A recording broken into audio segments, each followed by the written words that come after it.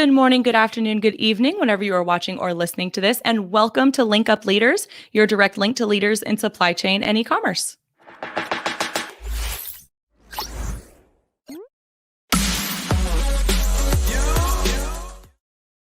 I'm your producer and co-host, Lisa Kinski, and joined as always by Francois Jaffray. Francois, how are you doing, hon? I'm doing great. How are you? I'm Double good. vaxxed up now Yeah, after this weekend? I'm vaxxed, and I'm getting like hot flashes all day long. Like 10 minutes ago, I was freezing, and now I'm very warm, and I've had sick brain all day, and we're just going to power through this. And it's funny because like I asked Jack when I got in, I was like, how do I know if I'm having like COVID vaccine symptoms? He's like, oh, you're like tired or whatever. He's like, and then you're sore. And I'm like, well, I also fell down the stairs yesterday, so I don't know what the soreness is from. We're just going to power through. We got it. We'll do it. We got to do it. But how are all the things in Pittsburgh? Everybody good? Good. Yeah, everything's good. The dog's doing all right. He's his back legs aren't doing too hot, but it is what it is, right? That's life. As is senior dog parenthood. We'll have to do a separate podcast about that one of these days. We would. Awesome. Well, let's go ahead and bring on our guest. Today, we have with us a new friend calling in from Washington State. We have Brian Noonan. Brian, how are you doing? Hi, guys. Really good. How are you guys? Good. How have things been in Washington just as like far as like the pandemic is concerned? Have y'all been like behaving? Because the whole state of Georgia has not behaved right the whole time. You know what? I know what you mean. Washington State was the first to be hit with the COVID pandemic. I live on the east side of the state, so it's a little bit more of a conservative part of the state, not as kind of more liberal and Democrat like Seattle. So I'm about 3.5 hours from Seattle. But overall, the state is just about as bad as like California as far as like lockdowns and mask mandates. And so it's definitely been tough, but luckily things are, starting to quote unquote get back to normal. So I'm looking forward to that. Definitely. And I don't think there is going to be a normal anymore. It's just going to be this new thing we're going to call normal. I was talking to my mom yesterday. I think I'm actually just going to keep wearing masks on planes like indefinitely, because that has to just help with that plane sick that everybody always gets. I've never flown and not gotten some sort of cold after getting off a plane because they're just nasty. The mask has to help, in my opinion. But awesome. Well, Brian, for those who don't know you or might not be familiar with Noonan University or essentially just your brand, you are your own brand. So why don't you go on ahead and just give us a little bit about your background and how you got started in e-commerce to begin with? Wow, what a journey it's been. Well, I started in the Amazon FBA space. I came across a video on YouTube of a couple that was, buying and selling products online, doing retail online arbitrage. And I was really intrigued by the whole business model. I had no idea that we could sell our own products on Amazon. So I thought that was so cool. So I started, like anyone does when you get super excited when you find out something new that potentially you can make money from. So I dug in further. Eventually launched my first product about 6 months into it. It took me that long to save up the money that I needed to be able to invest into my first product. It wasn't necessarily because I was fearful or hesitant to start my e-commerce business. Of course, I'm sure there was some of that as well, but the majority of it was because I was living paycheck to paycheck. So it took me about 6 months to save up the roughly $3,000, $2,600 that I used to invest into my first private label product. Now, I did start with online retail arbitrage in the beginning. That's how I kind of just got into the selling on Amazon. And then from there, I just kept launching my second product and my third product. I've grown it to 2 brands now and launched 8 successful FBA private label products. I've got 2 registered brands. I started a YouTube channel, and then I do help and coach mentor some students on the side each month.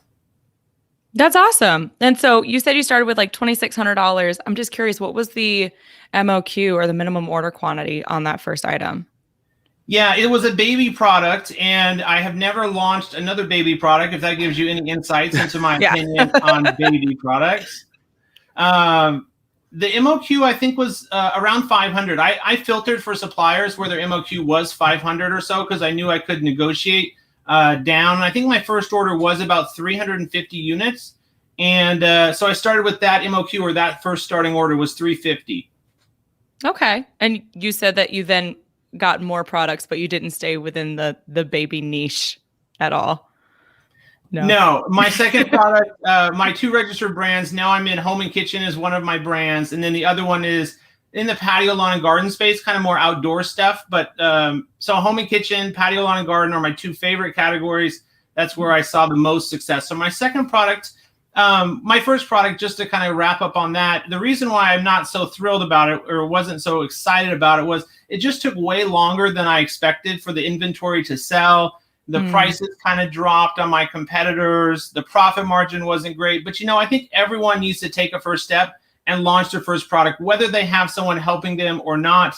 I learn best from experience. And so when I can try something or do it myself for the first time, that's how I personally learn the best. And so it was off to the races from there. But it did take like 3 or 4 months to sell through that inventory. And I think I broke even. And then my second product I launched in home and kitchen, it was a home decor item in the mason jar kind of space. And that one did better. It was like kind of a trendy product that was starting to take off. I think mason jars are still pretty popular now though.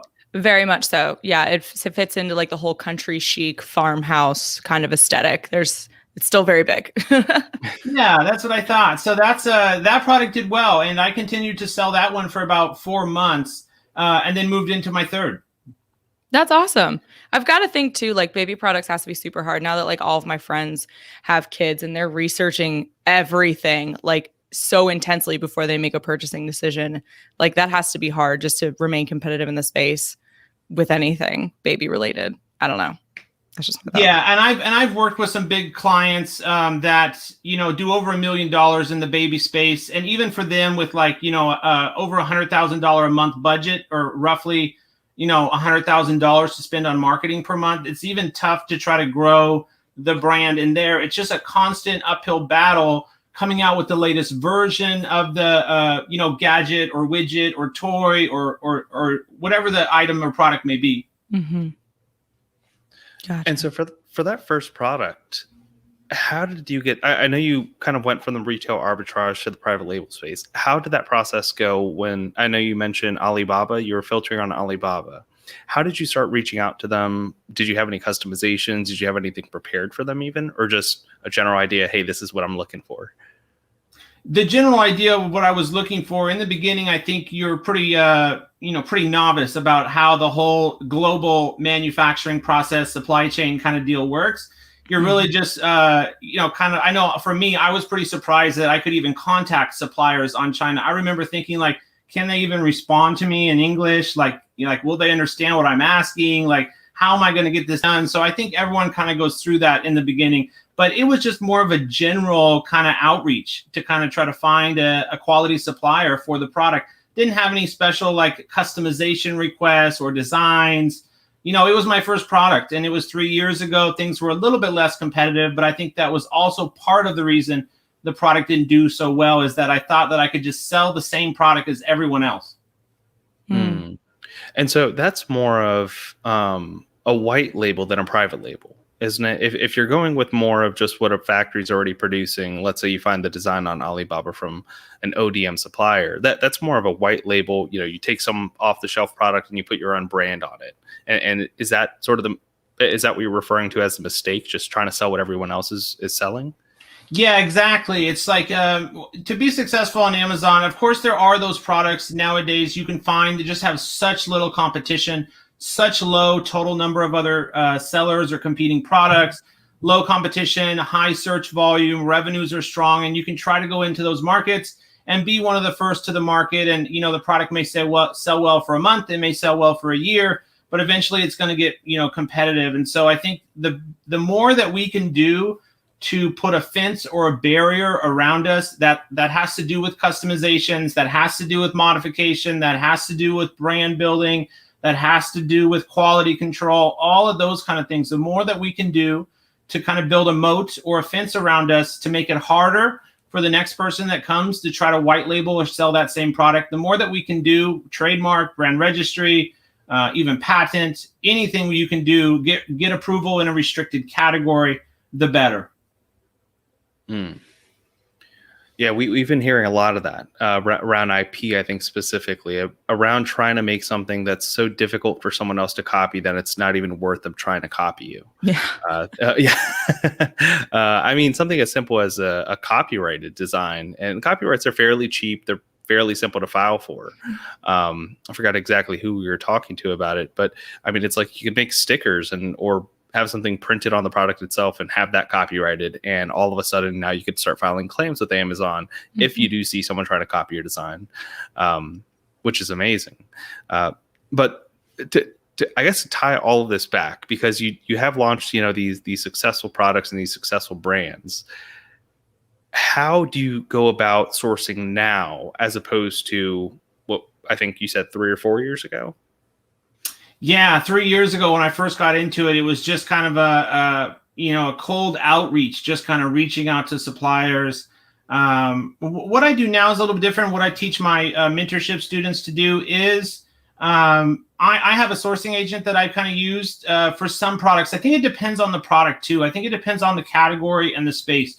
For some products that are hard to find a supplier for, that we need to get a lot of customizations done to be able to stand out and enter that market, I think a sourcing agent can be very, very effective and helpful, but it shouldn't be like you're going to the sourcing agent to resolve all your problems. You will need to go to them with some ideas and, designs, like what you would like to find a supplier to make you. So it's not just like, here's the product idea, go find it for me. I think there's a lot of steps in between that. But a sourcing agent can be super helpful.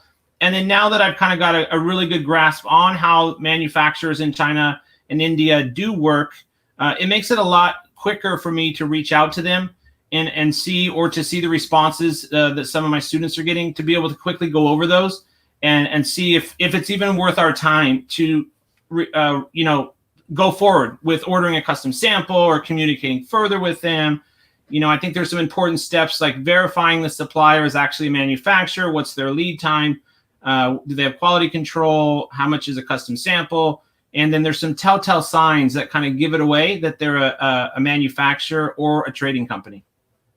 And then do you advise not only your students, but anyone else to stay away from trade agents? Ideally, I would prefer a manufacturer just because of the lower lead time, the quicker that they can make a custom sample. They have access to the machinery and the equipment to make those modifications and customizations. So I would prefer to work with a manufacturer over a trading company, but I would reach out to both to get prices. I think sometimes trading companies have good relationships with manufacturers, and they can actually get the product we're looking for versus the manufacturer maybe has a super high MOQ. So absolutely, it's worth communicating with both. And so what are some of those telltale signs that you've seen in your last couple of years for a trade agent versus a manufacturer? What are some things folks can look out for as differentiators?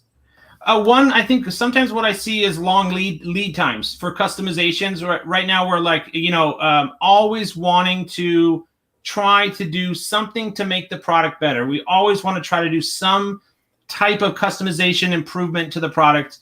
So how you can kind of tell a trading company versus a manufacturer, two kind of main ways that I'll share. One is the MOQ is super high. Trading companies tend to buy high volumes ahead of time of 2,000 products, and they sell 1,000 to this buyer, 500 to buyer B, and 500 to another buyer, but they just try to sell you the product that they already have. They're not really usually willing to do much customizations, and their MOQ could be high. They're unwilling to come down. That's number one. And then number two, the actual lead time. If the lead time is like 45 to 65 days, at least it used to kind of tell me and indicate that that's probably a trading company, that they probably have to go to a supplier, find a supplier relationship to build the product you're looking to source. So lead times, 45 to 65 days. Usually that's a trading company. A manufacturer, around 20 to 30 days is usually a manufacturer. Now that kind of tip right there has been a little bit skewed due to the coronavirus pandemic. Everything is kind of backed up and takes longer now. Mm-hmm. And I'm sure that there's a little bit of seasonality with that too, right? If you take into account like Chinese New Year, depending on when you're trying to source products. Exactly. Mm-hmm. Yeah, that is interesting. But I think that also depends heavily. Seasonality is one, but also, I guess, the size that even you're looking to start sourcing. I mean, you're not going to get top priority if you're looking to start off with 350 units. And especially if you're looking for customizations. I think one sort of cliche that I do hear very often, and it's been since we started, close to 6 years ago, is I want the best quality at the best price with the fastest lead times. And it's somewhere where they might start negotiating with MOQ at the very beginning, and they're going to start negotiating pricing, and they want it to be done within 20 days. Otherwise, the factory is going to receive a penalty. And I'm not too sure where they're getting this information from. I think they're seeing the best tidbits from Alibaba, like, this Alibaba supplier has 200 units, and that one has 50 cents per unit, and this one says lead time of 15 days. So I'm going to combine these 3 suppliers, and that is best case scenario. Which I wouldn't say I get frustrated. I think it's just a lack of education out there for supply chain. So I can't blame anybody, which is why I think it is great when they do have YouTube channels, for example, that they could rely on, that they can learn new things from. But to those that are just starting out, what do you typically advise that they start out with when it comes to budgets and expectations? Well, let's take a look at let's talk about MOQ and kind of, lead time we can hold off, but I like what you said about like the lowest price per unit and a low MOQ and a fast lead time. Typically, I like to order a minimum of 500 units of a new product. Now, I do test launches for a lot of my products and recommend test launches. This can be a great way. You order 10 units, either from Etsy, Walmart, even Amazon, if it's more of a white label type, no branded product, and you set up a very basic listing and you do a test launch with 10 units first. You set up one PPC campaign, a manual exact campaign for your top 5 to 10 keywords, and you can test the product to see how does it sell on a very basic listing. And you can get real PPC data. What's the cost per click? What's the click-through rate? How much was my ACoS? How many sales did I make organic through PPC? So I think if you do that or learn how to do a test launch, or you're really confident in the product, 500 would be the minimum I would go for. If you're ordering less than that, you shouldn't expect the manufacturer is going to be very much willing to put you on first priority for responses. May take a little bit while. If you're only ordering 300 units, usually you're going to look at a couple days for getting responses. You're just not the biggest client they're working with at that time. The price is going to be more. You're probably going to tack on like extra costs for customization, packaging, extra costs for logo on the product, if they're even willing to do that for under 500 MOQ. So typically 500 or more is where I'd start. And I don't recommend looking for the lowest priced manufacturer either. Typically, I'm looking to reach out to like 5 to 10 or get quotes from 5 to 10 different manufacturers or suppliers. And then I start narrowing it down to maybe my top 2 or 3 that I like the best, that have good communication. They're willing to work with me. They've got a high quality product. They've responded pretty quickly with me and that kind of stuff. And then I'll move forward with discussing ordering a custom sample. And I don't negotiate price until the very, very end. Like weeks and weeks I've been working with this manufacturer. I have an idea of what they want to charge. I have an idea of what I need to get the product landed cost for, but I don't negotiate to the very, very end when I'm ready to put my 30 or 50% deposit down to start production. That's a different technique than we've heard. Go for it, Lisa. I was going to say that's a different technique than we've heard of a lot of people doing, because a lot of folks in some of these courses that they have are like, get them down on MOQ and get them down on price from the jump. And if they're not going to do it, don't work with them. Like, I feel like I've seen that story a few times on like the Facebook message boards and stuff like that.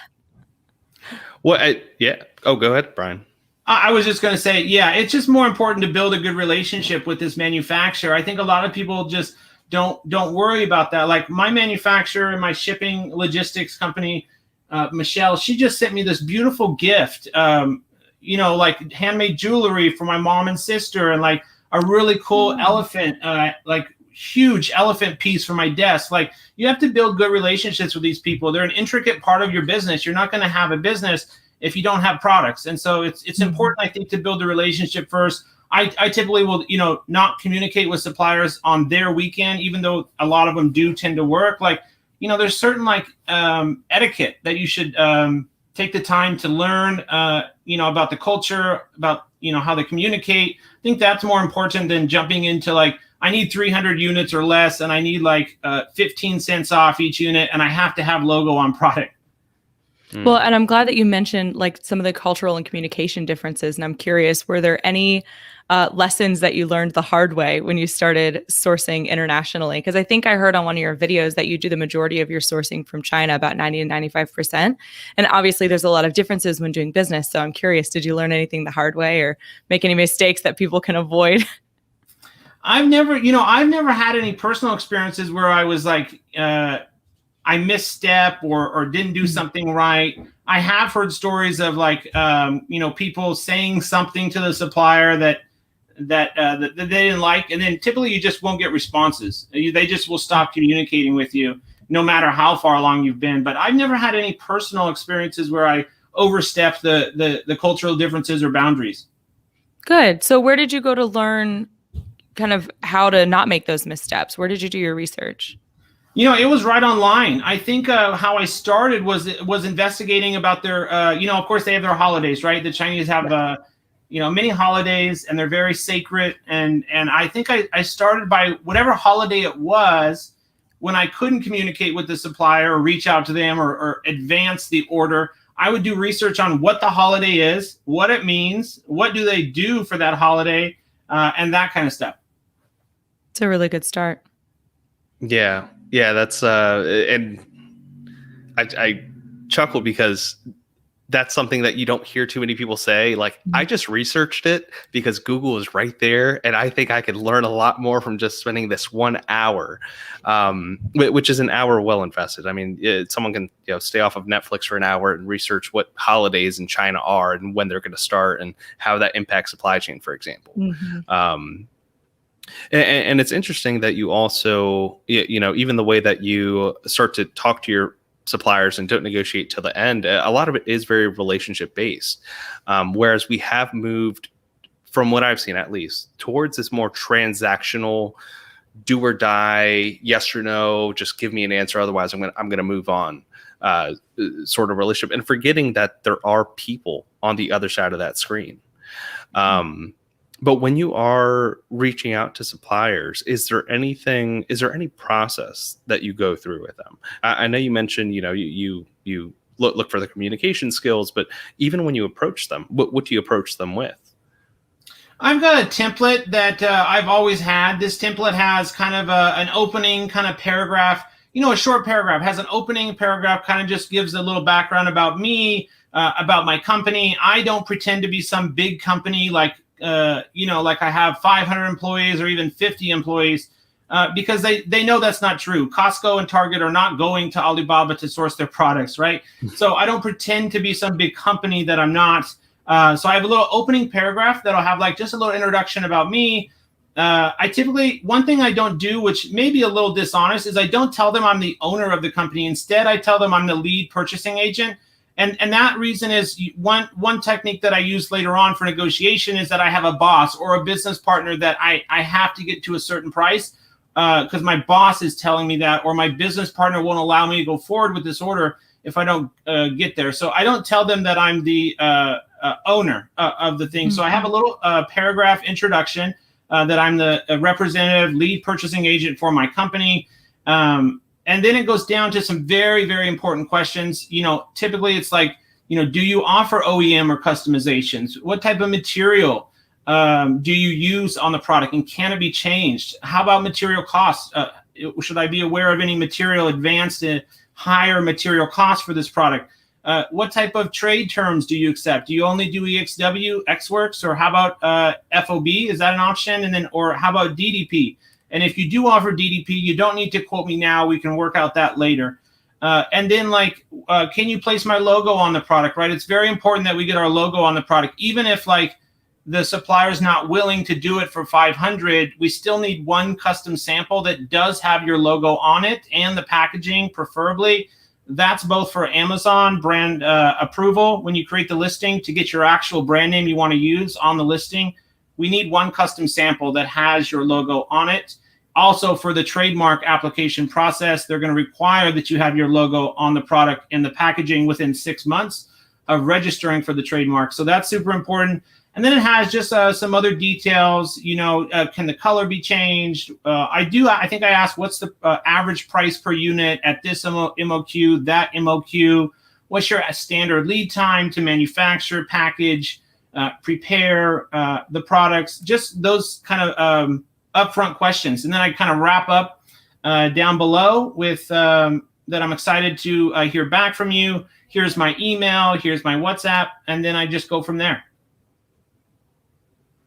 And you're sending them this directly through like Alibaba? Like they have a request for quote or like a contact list for manufacturers there? Yeah, contact supplier button. Typically, I don't do a bulk sending. You can add all your favorites on Alibaba. You can add all your suppliers you found to your favorites, and then you could essentially bulk upload that template and send it to all of them at once. But instead, what I do is just customize it for each supplier depending on what information I learned from their listing on Alibaba. So just contact supplier button, and then I typically will start there. If I don't hear back from very many, or maybe I only have one, I'll communicate with them, let them know, some additional information I'd like, and then I'll submit an RFQ if I'm not having very good luck finding the product. Yeah, that is one. To be completely frank, that is one way that we advise against when it comes to the medium to large size factories. Only because medium to large size factories, when they see questionnaires, they do tend to not necessarily think, I don't want to spend the time with it. It's just an additional thing that they have to do, an additional task. But if they're on Alibaba, that's a little bit different, especially when they're on Alibaba, because they are looking for those inquiries themselves, or they could be agents of the factories, representatives of the factories, and that is their job. So, I completely understand with those, but have you tried incorporating those questions? Well, I guess the better question is, have you tried walking through those questions through conversation instead of sending them through a questionnaire? Oh, sure. Yeah, absolutely. I've done that before, where I start with like an opening, just introduction. How are you? How was your weekend? And then kind of start a conversation with them, and then go into the questions, and maybe not send them all at once, but just kind of as we go along in the conversation. Again, I think one of the main things here is whatever way you contact suppliers and reach out to them, the main thing is patience. People want, like you were saying, a transaction to be done quick, fast. I need the price. I need to move on to my next task. And sure, there's some part of that because you're running a business and profits are important. But I think patience is critical here. It's going to take time to get responses. It's going to take time to build a relationship with them. So it just depends on, I think, the individual or the sales rep or person, manufacturer I'm talking with. And then through those communications, let's say you get that response from that one factory, that one supplier that you did your research on, you added them to your favorites, you sent out the template, they answer your questions well. I guess, how do you, and it's a weird question, it's a very open-ended question actually, but how do you build a relationship with them to begin with? Which seems like a silly question. I typically, I can get a good feel from kind of reaching out to hundreds and hundreds of manufacturers up until this point. Again, kind of the strategy I use, this is what I used to use when I reached out to suppliers. Now I have one of my VAs who does a lot of the product sourcing for me. So he will reach out to manufacturers on my behalf, and then kind of get all the information. He's pretty good at communicating with manufacturers too. But I still do it occasionally to build a relationship with the manufacturer. I think any holidays or traditions that they have coming up that you can talk about. I tend not to get too personal and ask about like family members or their health. But there's other things that you can talk about, like supply chain, or just open-ended conversations to show that you're interested in not just doing a transaction with them, but actually building a long-term relationship. And I think just even going a little bit, even sending like 2 questions like that about their current circumstances, their job, how long they've been with the company, any holidays that they observed coming up or just had, how was it? I send my main manufacturer a Chinese New Year red envelope with money every year, or gifts from 1688. Like little things, even if you just ask like 2 questions like that, you can start to build a relationship. And what does that do? I mean, I think I know the answer, but I think everyone has different perspectives or different goals as to why they want to build a relationship. Aside from just being a kind person, I think that's the first thing we need to get out of the way. We should all be a little bit kinder, and we could all build relationships and not just be so transactional. But what benefits do you see in building these relationships with the suppliers? Well, one thing is typically, for a starting order, you're going to be, not first priority. So anything you can do to stand out from the bombardment of messages that they're probably getting, and they have much larger clients and inquiries every single day, and they can't respond to all of them, and they may have to pick which kind of person, not necessarily that they like the best, but seem to respond in a timely manner, are interested in their well-being, not just looking to do a transaction with them. I think just little things like this can help. And better lead times too. I mean, communication is definitely one, but I've definitely seen someone that just, and we've talked to, I believe, even Carlos about this, but something as little as just ask them how their day's going, and that you hope that they're going to do well over the weekend. I mean, you can see lead times be improved. You can cut the line essentially in a pinch. And specifically around like Golden Week and Chinese New Year, right? I mean, those are such critical times where no price is going to do anything. They could jack up the price on you anytime, and you're just going to be like, well, I either have to spend a few months finding a supplier, testing the product, launching it back out, make sure we have no quality control issues, or I could just suck it up and pay a little bit more or a lot more. But if you have a great relationship with them, it's a lot less likely to happen. But speaking of some of these issues, have you seen any problems when it comes to raw materials pricing recently?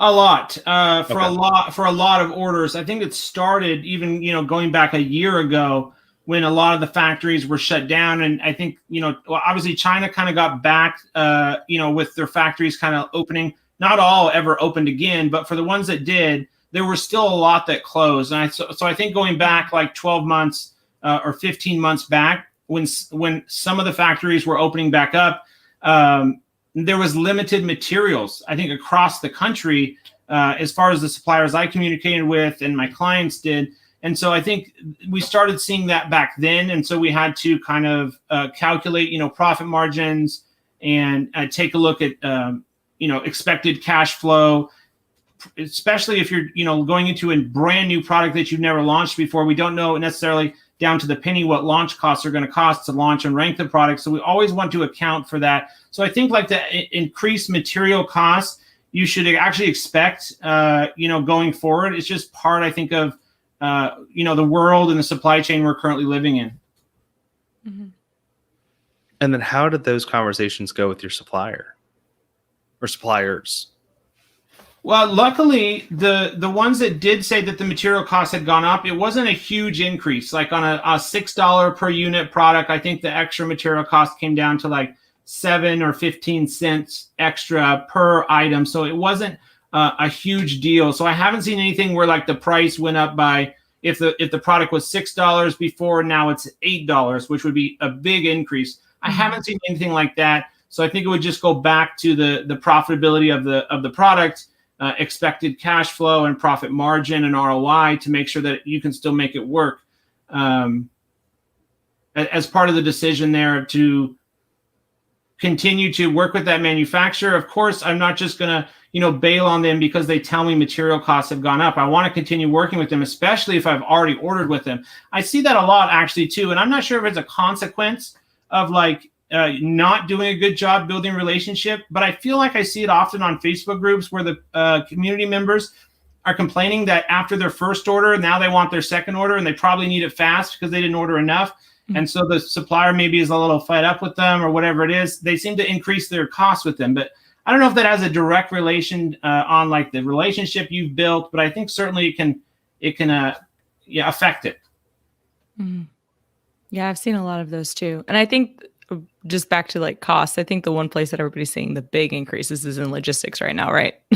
Because like the containers are so huge. And how are you kind of advising your students to handle the logistics of everything right now? I know that we're talking about supplier relationships, but I'm sure that you walk them through the entire process of launching an e-commerce brand. Yeah. For a new product launch, we're going to usually always go with either EXW from the supplier, makes it easy on them, and then we'll send a freight forwarder there to pick up the goods, do the inspection there, and then handle the door-to-door shipping from there. So I have my own freight forwarder that I recommend, Michelle. She does a very good job for me. She offers, the freight forwarding services, DDP shipping services, some repackaging and packaging services, and the inspection. So I use her a lot and recommend her a lot because she's trustworthy, because she's a good businesswoman, because she's just a good person all around. And I've never had any issues using her, except for, standard stuff. Like the ports are backed up, so we're going to be delayed 2 to 4 weeks getting the product through the ports.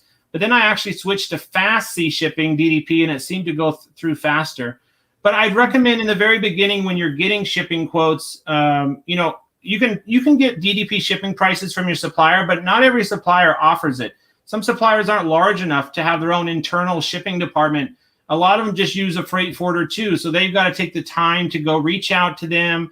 They've got to give them all the shipping carton informations, dimensions, HS code to figure out the cost. So you can certainly, pay your supplier to include the DDP shipping, but a freight forwarder really is a professional who can handle it most of the time better, especially if anything goes wrong. Your freight forwarder is the one that filled out all the customs works on your behalf, and then you signed it, so your name's there with the supplier. They did it, and then they put it on their freight forwarder to do it. Your name's nowhere to be found on there. So it's complex, but I would try to get at least 2 to 5 quotes for the same shipping from the location to the destination. Compare the quotes across the board, get into a freight forwarding contract as soon as you can, have stipulations in there about, the time it's going to take, about all tariffs are included, the freight and shipping method, the cost, insurance, bond, is that included, duties, customs, all of that. So just price it out. Typically at least up to 2 to 5 different quotes. Yeah.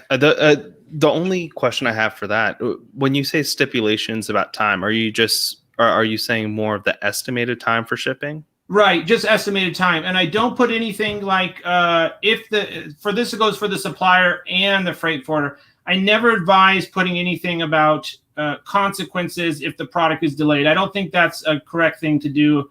Charge the supplier. I think the Freedom Ticket from Helium 10, I think the instructor in that training talks about on your supplier contract, you should put in a thing there that says if the supplier is delayed every day, they get charged something or there's some repercussion. I don't think that's right.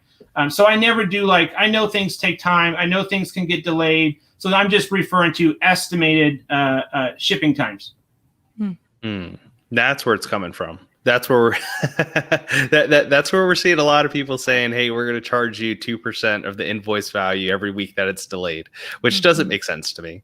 Unless you're a sizable business and you can make the argument that it's impacting your business way more than, that whatever that 2% value is. And you just want to make sure that we're all on the same terms, which then it does make sense. If you're doing 10, 20 containers a month, let's say, and these are typically larger retailers, much larger retailers that are doing these quantities. But unless you're doing at least a few containers a month, I mean, coming at it with that approach is asking for disaster. I mean, why would a supplier even want to do that unless it is a smaller supplier and you're giving them most of the business? Exactly. Because they're taking a big risk on you, right? They're when you put a 30% down and it's a customized product, you still have to pay them 70%. So they're essentially loaning you 70% to make that custom product, which is just something that's not talked about enough. But when it comes to communications, do you keep it all on Alibaba or do you communicate through WeChat and Alibaba? Alibaba, typically that's where I do a lot of it. But then for the initial communication, especially the first couple of weeks, for getting the invoice, for getting like attachments, for sending attachments, sending designs, sending notes, Gmail, and then sometimes I'll use WhatsApp as well. You guys are no WeChat. What's that? No WeChat. No, I've never used WeChat. Always WhatsApp, email, or Alibaba.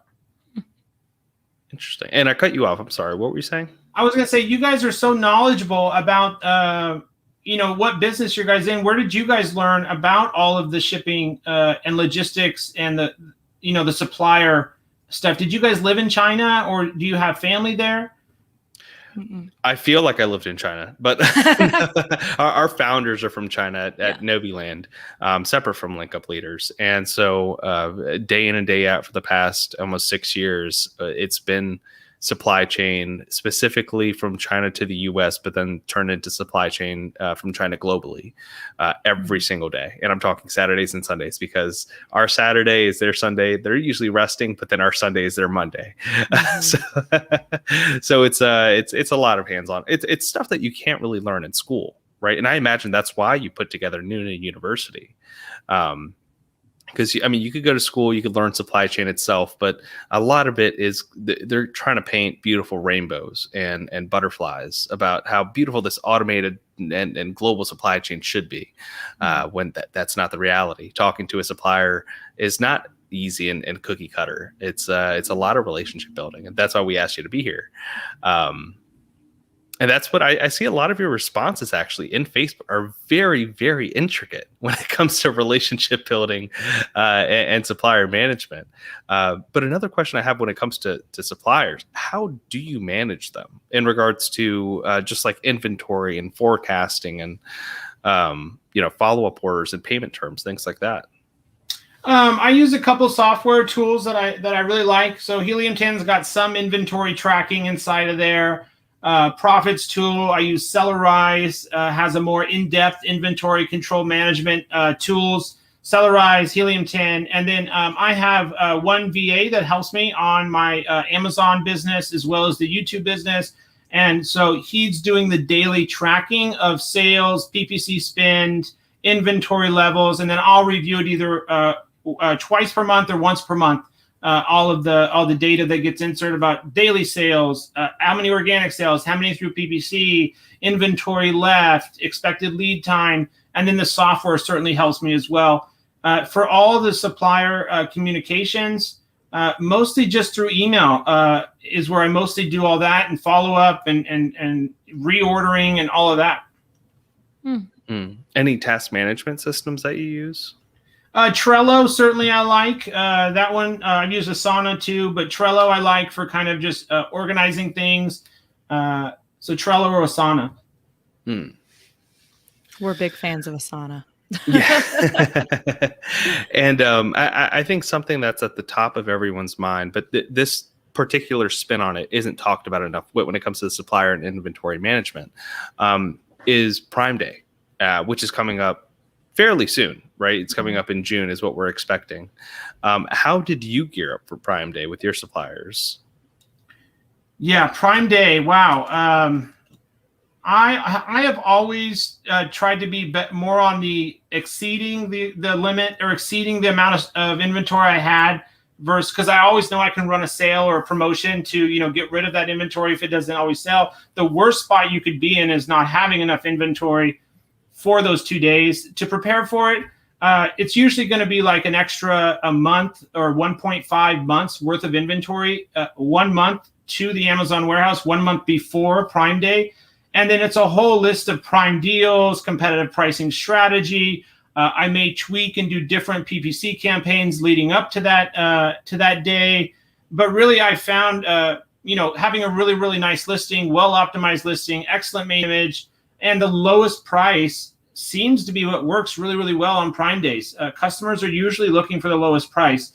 But that, along with PPC, along with maybe a whole revamp of the listing or the main image just for those couple of days, signing up for Prime deals and discounts, and then the PPC campaigns. Usually there's some different keywords. And this is the same for like holidays too, like Mother's Day we just had, for example. A lot of jewelry types of products, if you put Mother's Day gift in the title, and you run it in PPC, you could really get like a 30% increase in your sales. And so I have seen around Prime Days, usually like it's type summer type words or deals or discounts. Sometimes there's some keywords, just depends on the product, that you can run in PPC too. And you can include those in your listing as well, as long as it doesn't say like free or bonus. Yeah, there are those restricted words. But in regards to the supplier end, when do you start ordering the inventory for Prime Day? And do you only store in FBA or do you use a 3PL? Yeah, really good question. I think over this last 2 years or year and a half, it's been critical to set up a 3PL warehouse. I have a ton of inventory in my garage, but I also have used a 3PL. I use a 3PL. Some in my inventories there, some of my inventories here out in my garage, which takes up so much space, but it's there. It's there if I need it. I can ship it into Amazon pretty quickly. They just removed the storage limits, which is really nice. But you still have to be careful with those storage limits, keeping all your inventory at Amazon, because it goes off of an average and a utilization rate.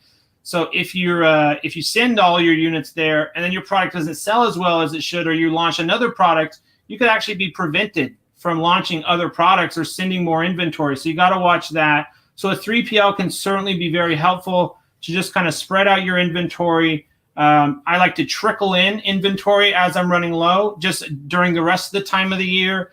And then for ordering more inventory from the supplier, at least like 60 to 75 days is when I would place that order ahead of Prime Day, just to be extra safe. At least 30-day lead time, at least 30-day for fast shipping, fast sea shipping. So, and then plus an extra 15 to 20 days would be ideal for like custom delays, and that's really not even enough. But hopefully it doesn't get stopped by customs. But that amount of time. Yeah, it's crazy that you said 30 days for fast shipping. That used to be about 15 to 20 days to get from Ningbo to Long Beach or to Oakland. 30 days is for fast shipping, and that's expensive too. It's prime dollar for primo services. What do you do with inventory if you don't sell it through Prime Day with all the excess?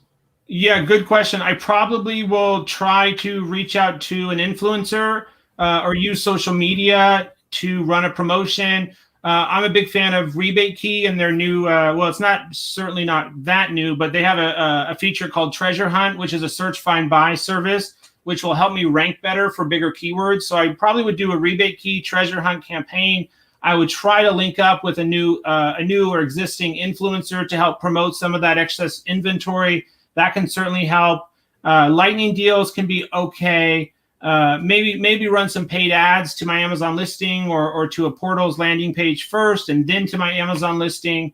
But you should be all right, even if you did order a little bit extra to be on the safe side.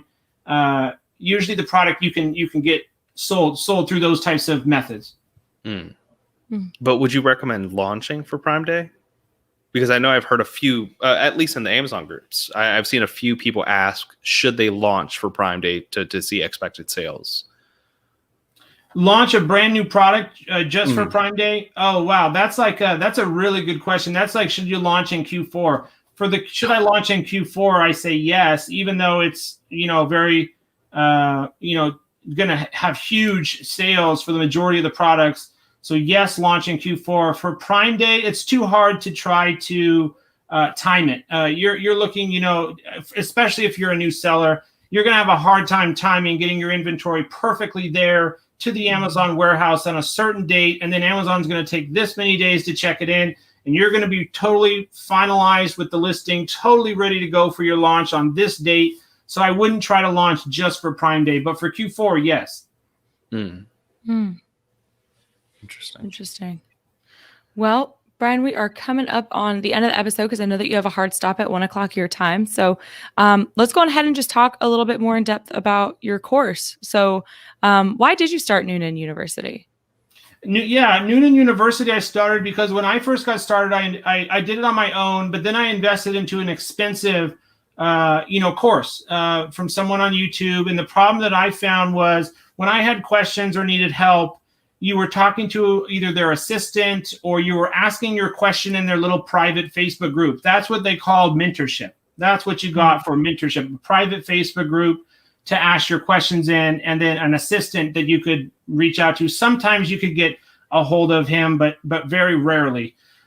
So I didn't think that was right. So when I got my business to a certain point, and I felt like I could go ahead and mentor and coach a few people on the side, I decided I would provide actual real coaching and mentorship. So I started helping people on the side about a year ago, just working with 4 to 6 people per month and helping them get their product launched. And we do it over Zoom calls, just like this.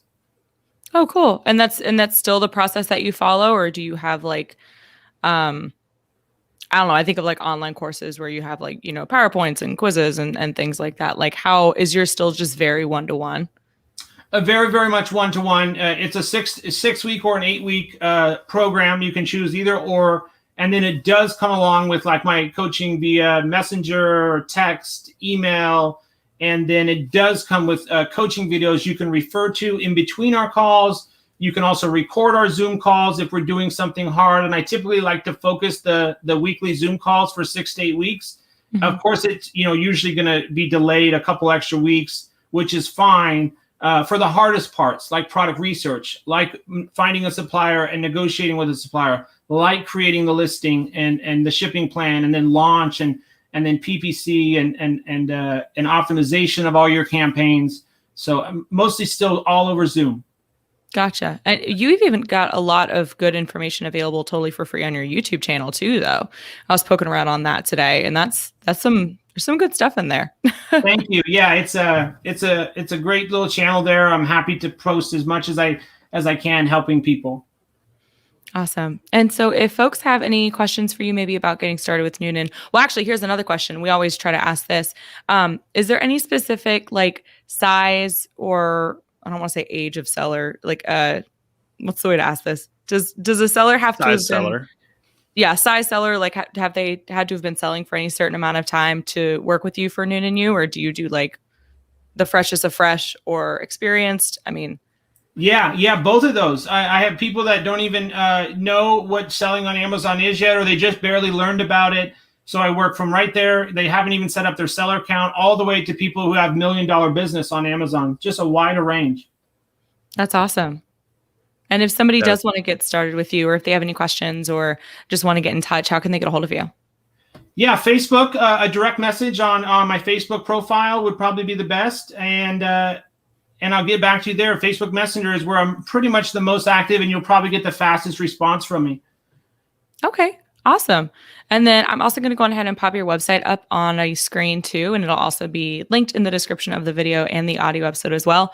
It's just www.Noonan University, spelt like Brian's last name. It's funny. There's actually I've had to be very conscious in how I spell your name this whole time, because there's a city in Georgia called Noonan and it's spelled totally different. And I'm like, I have to be very intentional about this.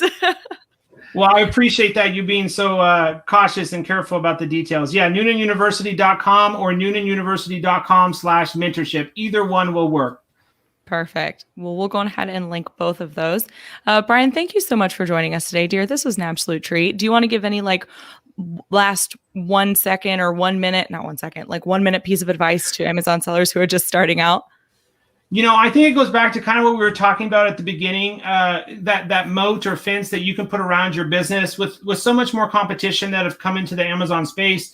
It's definitely still possible to grow, a 6-figure Amazon business in a year or so, but don't expect it to happen in 30 days, maybe not even be profitable the first 3 months. It just takes time. So be patient, work hard, and do anything and everything you can to make sure that you validate and choose the right product, and then do something that adds value, that gives the customer a reason to click on yours, and you will be successful. Setting some realistic expectations. I love it. We'll have to get back together again and do a part 2. I'd love to learn more. You guys are awesome. You're so knowledgeable about the logistics part, and I'm still, a lot to learn. So it was really enjoyable meeting with you guys. Absolutely. You as well. Awesome. Thank you, Brian. We'll definitely do this again soon. And if you guys liked what you saw or heard today, please be sure to like, comment, and subscribe. We go live every single week with conversations of leaders in supply chain and e-commerce, just like Brian. So Brian, thank you again. Francois, always a pleasure. And we will see you guys later on this week. Bye, guys. All right.